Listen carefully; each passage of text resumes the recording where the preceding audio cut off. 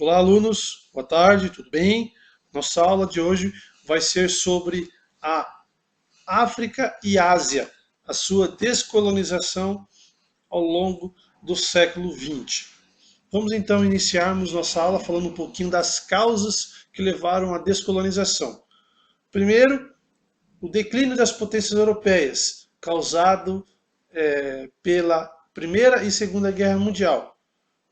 Como nós sabemos, essas duas guerras vai devastar as potências e com isso elas vão começar a perder poder, perder força em suas colônias, abrindo brechas para que a população local começasse a lutar pela independência. A ascensão do nacionalismo africano e asiático. A população local ela vai sentir a necessidade de formar um país autônomo, um país independente. A Guerra Fria, logo após o fim da Segunda Guerra Mundial, com o desejo dos Estados Unidos e da União Soviética ampliarem o seu domínio na região. Lembrando que nós estamos falando de um mundo bipolarizado. Estados Unidos capitalista e União Soviética socialista. Ok? Como isso vai acontecer? Como que a população local vai conseguir a sua independência? Através das guerras e também através aí de acordos, como transferências de poder local para o governo sucessivo e também por vínculos de dependência capitalistas. Então vejam aí um símbolo da influência americana na região. O maior símbolo de como esses países vão conseguir a sua independência é a Conferência de Bandung, ou seja, uma reunião entre 29 países africanos e asiáticos que ocorreu na Indonésia no ano de 1955 e nessa mesma conferência eles vão decidir o seguinte, que eles não vão deixar ser influenciado pelo capitalismo ou tanto pelo socialismo. E também vão ser considerados países de terceiro mundo. Para deixar mais claro, eles vão fundar um bloco conhecido como Bloco dos Países Não Alinhados, blocos que não aderem nem ao capitalismo e muito menos ao socialismo, ou seja, não tem influência dos Estados Unidos e da União Soviética, ok? Não podemos deixar de começar sem falar na Índia. O maior símbolo de luta pela independência vai ser Mahatma Gandhi. Vejam que a Inglaterra colonizava a região. Mahatma Gandhi ele vai mobilizar a população, considerando-se um líder do processo de independência, com a seguinte ideia: desobediência civil, o não uso da violência e uma resistência pacífica, sem guerras.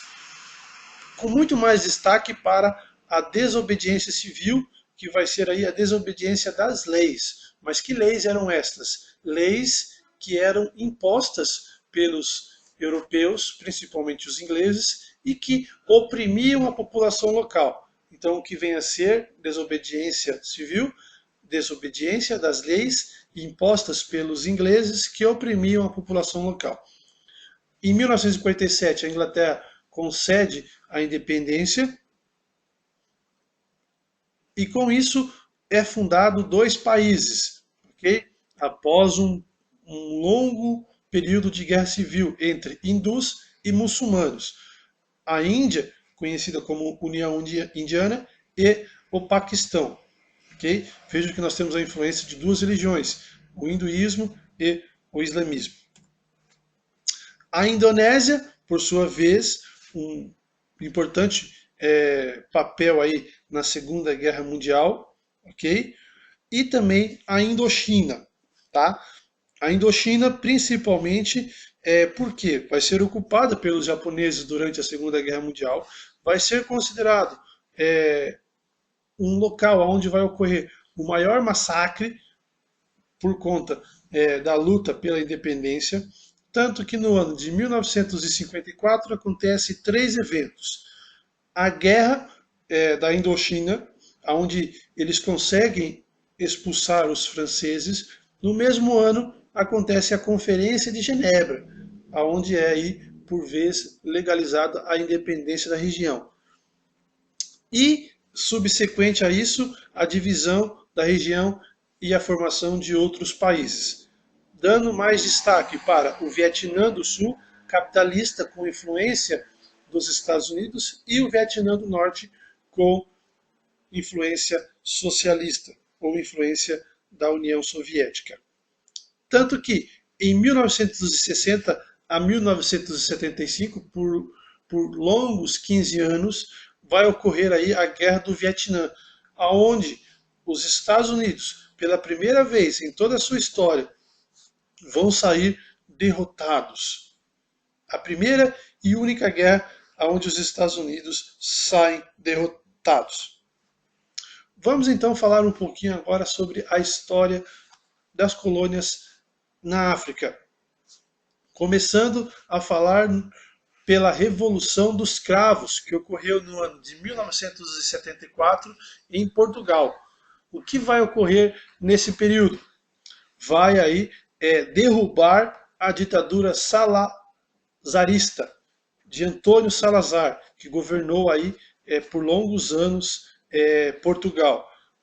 Vai também aí acabar com o Império Colonial, principalmente na África. Por isso nós vamos ter aí importantes eventos em Angola e em Moçambique, ok? Vejam aí que em 1975 a 1992 ocorre aí a Guerra Civil. Angola que não conseguiu se recuperar ainda dessa destruição. Então vejam aí as consequências. Infraestrutura do país completamente arrasada, não só pela guerra, mas também pela exploração europeia. Condições de saneamento e higiene eram precárias e a expectativa de vida muito importante. Hoje, em nosso país, nós temos aí uma expectativa em torno de 70 a 80 anos. Em Angola chegava a 46 anos. Moçambique não fica muito diferente, não fica muito melhor. Mas o que vai acontecer? Em 1975 a 1992 também acontece uma guerra civil, ok? Essa guerra civil devasta o país, muitas mão de obras especializadas, qualificadas, que eram europeias, saem do país, então prejudica-se a economia do país e causa um grande número de epidemias, de fome e doenças, como a cólera. Tá? Então vejam que esses países vão se sair aí arrasados. Outros exemplos de luta pela independência na África, aí agora envolvendo Inglaterra, França e Holanda. Vejam o exemplo de Gana. Gana que vai ter aí uma maneira de resistência pacífica inspirada na ideia de Mahatma Gandhi, como boicotes aos produtos ingleses, desobediência civil, aquela história de não obedecer às leis que causassem ou que não tivessem ou que tivessem a ideia preconceituosa, ok? E conseguem sua independência no ano de 1957. Dois grandes exemplos que eu quero deixar para vocês aqui. Guiné, que era uma colônia francesa, que vai ter aí apoio da União Soviética, e Congo, que vai ter também apoio dos Estados Unidos. Vejam que não tem como fugir muito desses apoios, tá? Ou você é apoiado pelos Estados Unidos, ou você vai ser apoiado pela União Soviética. Mesmo que não quisessem, alguns países acabavam sendo influenciados. Não posso deixar de falar para vocês também sobre a África do Sul. A África do Sul como exceção. Por que vem a ser exceção? Literalmente, a África do Sul, o país África do Sul, ele era governado por ingleses, tá? Mas não era assim tanto uma colônia, de exploração. Hoje a África do Sul ela é rica, conhecida como rica em diamantes, onde os ingleses, muitos ficaram ricos explorando a extração do diamante. Na África do Sul havia as chamadas leis segregacionistas, causando aí uma hegemonia dos brancos, tornando os brancos mais importantes do que os negros. Em 1948, então, cria-se o apartheid, ou seja, que em dialeto africano significa separação. Nesse período na África existia escolas para brancos, escolas para negros, transportes públicos para negros e brancos. Os brancos e os negros não poderiam frequentar os mesmos lugares. Ao longo dos anos, começa então uma resistência ao apartheid, liderada por quem? Nelson Mandela.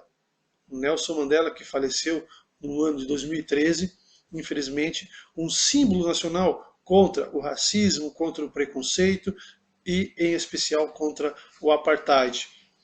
Ao longo da história, Nelson Mandela ele será preso, será julgado, será condenado e ele vai se sentir aí impotente perante ao massacre de Salperville, onde os africanos pegam em armas muito inferiores ao dos ingleses e acabam sendo massacrados. Vejam que ao longo dos anos começa-se então uma campanha internacional condenando o apartheid. Isso vai trazer aí uma ampla repressão do governo inglês aos revoltosos, isso no ano de 1984. Tanto que no ano de 1989 inicia-se a transição, após uma ampla repressão dos países exteriores, internacionais, que viam aí a situação da África. Tanto que no mesmo ano de 1989, Frederick Kloecker ele vai receber aí o Prêmio Nobel da Paz por conta dessa transição pacífica de poderes. Em 1999, o Congresso Nacional Africano, o partido liderado por Nelson Mandela, vai ser considerado legal novamente. O que tinha ocorrido era em que o partido de Nelson Mandela havia sido considerado ilegal em 1962. No mesmo ano de 1990, Mandela é solto e em 1994, Nelson Mandela é eleito presidente da África do Sul, colocando fim aí à revogação das leis racistas, colocando fim ao apartheid. Vejam que foram longos anos sofrendo com a segregação, com a separação, com a desigualdade, mas a luta persistiu, o exemplo persistiu, Nelson Mandela acabou saindo vitorioso, um símbolo contra o racismo e contra o preconceito. Ok? Obrigado por assistirem nossas aulas. Envie seus e-mails com sugestões, perguntas, reclamações para luiscpmarques30@gmail.com e eu enviarei as respostas assim que possível. Até a nossa próxima aula. Tchau!